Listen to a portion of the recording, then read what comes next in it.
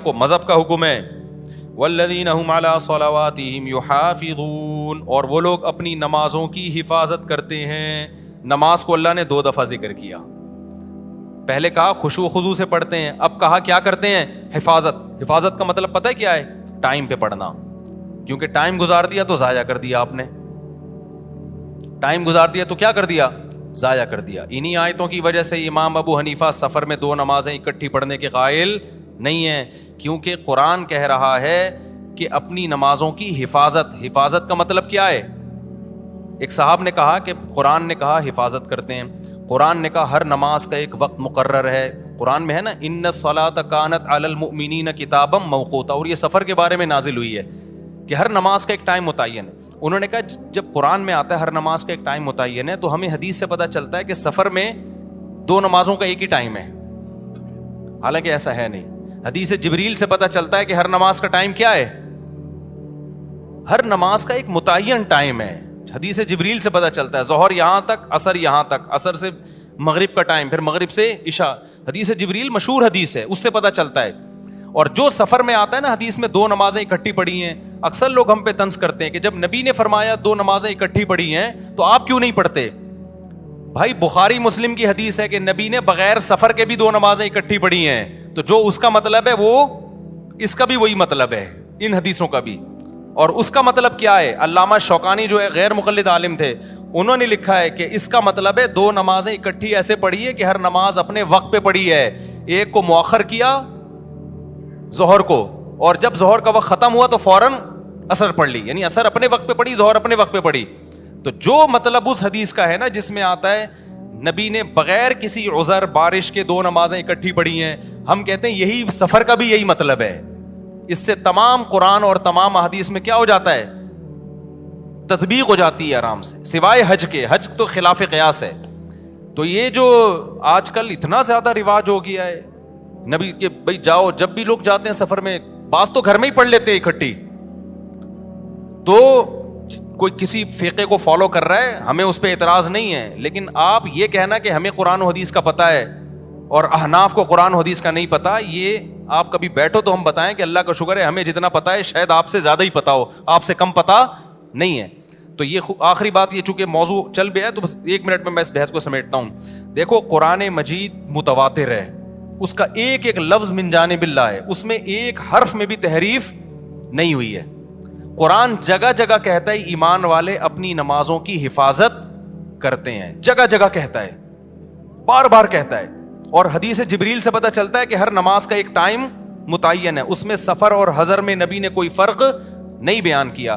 تو ہم یہ کہتے ہیں کہ جو متواتر ہے نا اس کے خلاف جب کوئی اتنی مضبوط دلیل ہوگی جو اسی جیسی ہوگی تو پھر تو مانی جائے گی, نہیں ہوگی تو اس میں تعویل کی جائے گی. تو قرآن کے مقابلے میں جو احادیث ہیں جن میں آتا ہے کہ 2 نمازیں اکٹھی پڑھی جائیں, ان کے بارے میں خوب سمجھ لو, یا تو وہ واضح نہیں ہے کہ اکٹھی کا مطلب کیا ہے, قضا کر کے پڑھی ہے یا قضا کیے بغیر پڑھی ہے, وہ واضح نہیں ہے. بلکہ صحیح حدیث سے پتہ چلتا ہے کہ اس طرح پڑھی ہے کہ ظہر کو عصر کے قریب اور عصر کو مقدم, یہ صحیح حدیث سے ہی پتہ چلتا ہے. میں انشاءاللہ اس پہ پورے حوالوں کے ساتھ ایک کلپ ریکارڈ کرواؤں گا, ابھی تو میں اس بیان کے لیے بیٹھا نہیں ہوں یہاں پہ. تو وہ احادیث جن میں آتا ہے 2 نمازیں اکٹھی پڑھی ہیں وہ واضح نہیں ہے, اور جو واضح ہیں وہ صحیح نہیں ہے, ان کی سند پہ کلام ہے. بات آ رہی ہے سمجھ میں؟ کوئی ایک ایسی حدیث نہیں ہے جس میں آتا ہو کہ نبی نے ظہر کو باقاعدہ قضا کر کے عصر کے وقت میں پڑھا ہے. اتنی واضح حدیث ہو اور بے غبار سند بھی ہو اس کی, ایسی کوئی حدیث نہیں ہے. اگر حدیث بے واضح ہے تو سند بے غبار نہیں ہے, اور اگر سند صحیح ہے تو حدیث کا مفہوم واضح نہیں ہے. اور ویسے بھی کامن سینس کی بات ہے کہ اللہ تعالیٰ نے جو سفر میں 4 کی 2 کی ہیں, وہ 2 اسی لیے تو کی ہیں کہ ٹائم پہ ہو جائیں. آپ کے پاس یہ عذر نہ ہو کہ جی مجھے ٹائم نہیں ملا, وہ ٹائم بچانے کے لیے ہی تو ہیں. جب آپ کو کوئی سہولت دی جاتی ہے اس لیے دی جاتی ہے نا کہ کام ہو جائے, اس لیے تھوڑی دی جاتی ہے کہ اس کو ڈیلے کر دیں آپ.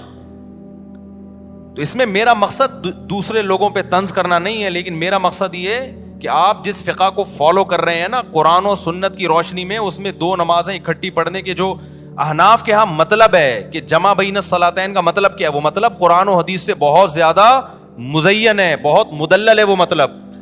اور ویسے بھی جو سفر میں بھی آپ نے جمع سوری کی ہے, جس کو جمع سوری کہتے ہیں کہ ظہر اور عصر کے قریب قریب پڑھا ہے, یہ بھی بہت کم کیا ہے, جبکہ ہم اہل حدیث حضرات کو دیکھتے ہیں ہر سفر میں یہ کر رہے ہوتے ہیں وہ, یعنی خود حدیث پر بھی اس طرح عمل نہیں کر رہے ہوتے جو ان کی اپنی رائے ہے. آپ دیکھ لو تو لوگوں نے عام شروع کر دیا ہے, جب بھی جائیں گے ظہر. اب تو یہاں تک شروع ہو گیا ہے کہ سفر ابھی شروع ہونے والا تھا, ابھی شروع نہیں ہوا ہے, گھر میں ہی ظہر اکٹھی پڑی اور نکل گئے, اور حوالہ دیتے ہیں حضرت مولانا فلاں کرتے ہیں, حضرت مولانا فلاں کرتے ہیں. بھائی جتنا بھی بڑا مولانا ہو, ابو حنیفہ کی خاک کے برابر بھی نہیں ہے, ان کی کوئی حیثیت نہیں ہے ان واعظین کی اور آج کی مولویوں کی. تو ہم ابو حنیفہ کی بات کو قرآن و حدیث پہ ہرگز ترجیح نہیں دے رہے, ہم ابو حنیفہ کی فہم کو آج کے اسکالرز کی فہم پہ ترجیح دے رہے ہیں. سمجھتے ہو کہ نہیں سمجھتے ہو؟ چلو آگے. تو اس لیے یہاں بھی قرآن کہہ رہے اپنی نمازوں کی حفاظت. یہی وجہ دیکھو فجر اور ظہر کو نہیں جمع کیا گیا. کیوں؟ دونوں کا ٹائم آپس میں ملتا نہیں ہے, دونوں کا ٹائم نہیں مل رہا آپس میں. آگے چلتے ہیں ہم. اولئک هم الوارثون, جو اپنی نمازوں کی حفاظت کرتے ہیں, اللہ فرماتے ہیں یہی لوگ وارث ہیں. کس چیز کے وارث ہیں؟ کیا ملے گا, کیا انعام ملے گا؟ بھائی اللہ کتنے پیسے دے گا ان لوگوں کو جو معاہدوں کی پابندی کرتے ہیں, ان لوگوں کو جو فضولیات سے بچتے ہیں, ان لوگوں کو جو اپنی شرمگاہوں کی حفاظت کرتے ہیں, ان لوگوں کو جو اپنی امانتوں اور معاہدوں کی پابندی کرتے ہیں, تو اللہ کی طرف سے ان کو کیا ملے گا؟ سوال پیدا ہوتا ہے کہ نہیں ہوتا؟ اللہ فرماتے ہیں میں بتاتا ہوں کیا ملے گا. الذین یرثون الفردوس, یہ وہ لوگ ہیں جو جنت الفردوس کے وارث بنیں گے. کہاں جائیں گے؟ ایسے باغات میں جن کے نیچے نہریں بہتی ہیں.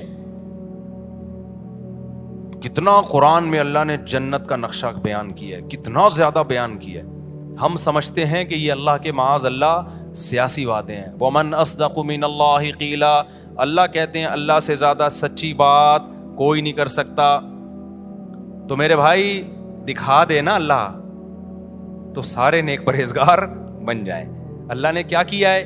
چھپا دیا ہے. تو چھپا ہوا ہے, اس لیے ہم جیسے لوگ مارکیٹ میں گھوم رہے ہیں.